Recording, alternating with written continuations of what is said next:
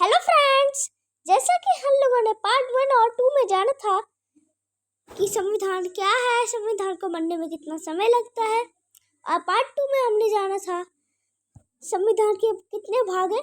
तो आज हम लोग जानेंगे संविधान पार्ट 3 यानी नागरिकता के बारे में, यानी सिटीजनशिप, जो कि हम लोग का भाग 2 था। आर्टिकल 5 से 11 तक है ये। आइए बिना देरी के वीडियो स्टार्ट करते हैं। भारत में एकल नागरिकता का प्रावधान है। एकल नागरिकता मतलब सिंगल सिटीजनशिप। भारतीय नागरिकता अधिनियम 1955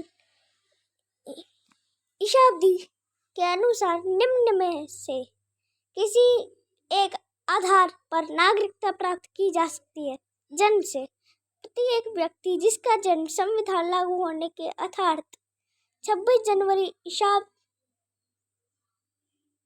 को या उसके पश्चात भारत में हुआ हो, ये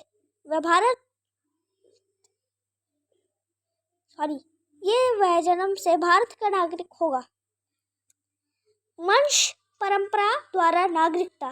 भारत के बाहर अन्य देश में 26 जनवरी 1950 को ईसाब्दी के पश्चात जन्म लेने वाला व्यक्ति भारत को नागरिक माना जाएगा यदि उसके जन्म के समय उसके माता पिता में से कोई भारत का नागरिक हो।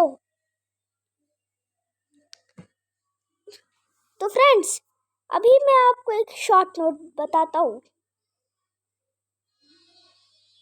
माता पिता की नागरिकता के आधार पर विदेश में जन्म लेने वाले को नागरिकता प्रदान करने का प्रावधान नागरिकता संशोधन अधिनियम 1992 द्वारा किया गया। अब हम लोग जाने कि देशीकरण द्वारा नागरिकता। भारत सरकार से देशीकरण का प्रमाण पत्र प्राप्त कर भारत की नागरिकता प्राप्त कर सकते हैं।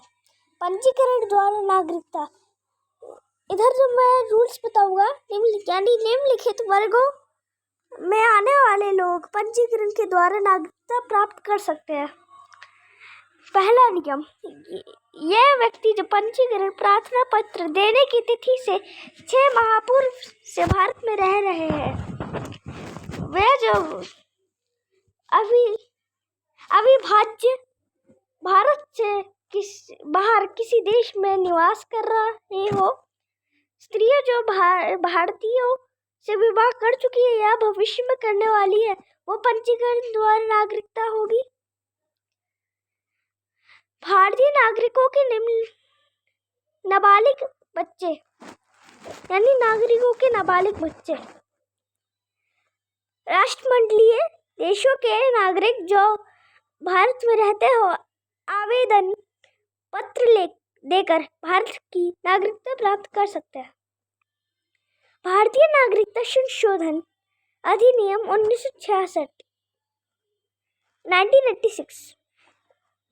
इस अधिनियम के आधार पर भारतीय नागरिकता संशोधन अधिनियम 1955 ईसाब्दी में संशोधन किए गए।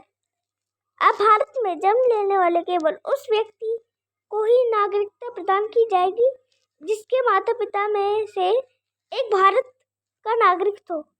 जो व्यक्ति पंजीकरण के माध्यम से नागरिकता प्राप्त करना चाहते हैं, उन्हें अब भारत में कम से कम 5 वर्षों तक निवास करना होगा।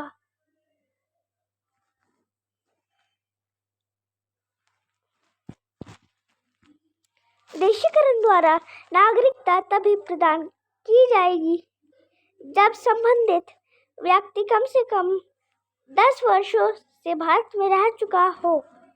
इसके पहले ये अवधि 5 वर्ष तक थी। नागरिकता संशोधन अधिनियम 1986 ईसाब्दी जम्मू कश्मीर व असम सहित भारत के सभी राज्यों में लागू होगा। भारतीय नागरिकता का अंत, और इसके बाद वीडियो खत्म हो जाएगी। भारतीय नागरिकता का अंत निम्न प्रकार से हो सकता है। नागरिकता का परित्याग करने से किसी अन्य देश की नागरिकता स्वीकार कर लेने पर, सरकार द्वारा नागरिकता छीनने पर। तो क्या फ्रेंड्स, प्लीज़ वीडियो को पूरा देखिए, मेरे 300 सब्सक्राइबर पूरे होने वाले हैं। Thank you.